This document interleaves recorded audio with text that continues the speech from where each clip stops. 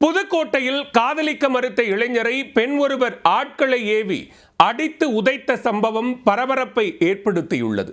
800 ரூபாயை வாங்கிக் கொண்டு தாக்குதலில் ஈடுபட்ட 3 பேரை போலீசார் கைது செய்துள்ளனர். நடந்தது என்ன?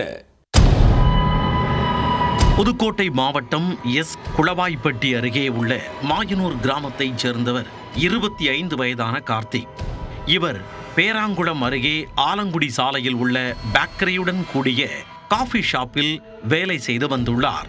அதே கடையில் ஐயனார்புரத்தைச் சேர்ந்த 23 வயதான சந்தியா என்பவரும் பணியாற்றியுள்ளார். கடந்த 4 மாதங்களுக்கு முன்பு சந்தியாவிடம் தனது காதலை கார்த்திக் வெளிப்படுத்தியுள்ளார். அதற்கு முதலில் சந்தியா மறுப்பு தெரிவித்ததாக கூறப்படுகிறது. பின்னர் நாட்கள் சென்ற நிலையில் கார்த்திக்கின் காதலை சந்தியாவும் ஏற்றுக்கொண்டுள்ளார். இதையடுத்து இருவரும் காதலித்து வந்த நிலையில் திடீரென கருத்து வேறுபாடு ஏற்பட்டதாக தெரிகிறது.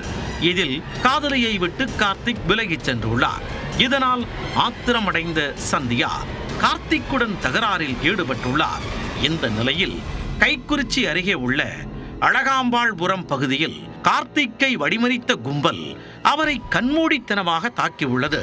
அத்துடன் அவரிடமிருந்து செல்போன் மற்றும் செயினை பறித்துக் கொண்டு தப்பி ஓடி உள்ளது. இது தொடர்பான வழக்கில் வல்லத்திராக்கோட்டை காவல்துறையினர் வழக்கு பதிவு செய்து விசாரணை மேற்கொண்டனர். அப்போது முதலில் தன்னை வழிமறித்தவர்கள் வழிப்பறி செய்வதற்காக தாக்கியதாக நினைத்ததாக கார்த்திக் கூறியுள்ளார். பின்னர்தான் சந்தியாவை வேண்டாம் என்று கூறுவையா என கேட்டு அடித்ததாக தெரிவித்துள்ளார்.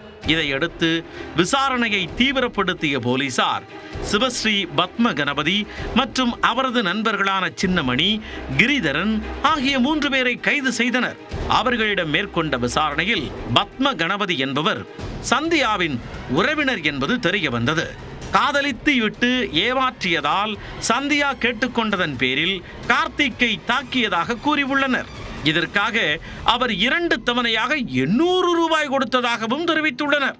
முதலில் பணத்தை வாங்க மறுத்ததாகவும் பின்னர் கூகுள் பே மூலம் இளம்பெண் பணம் அனுப்பியதும் விசாரணையில் அம்பலமாகியுள்ளது.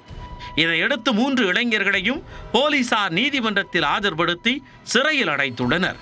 காதலிக்க மறுத்த இளைஞரை இளம் பெண்ணே அடியாட்களை ஏவி கொலைவெறி தாக்குதல் நடத்திய சம்பவம் புதுக்கோட்டையில் பரபரப்பை ஏற்படுத்தி உள்ளது.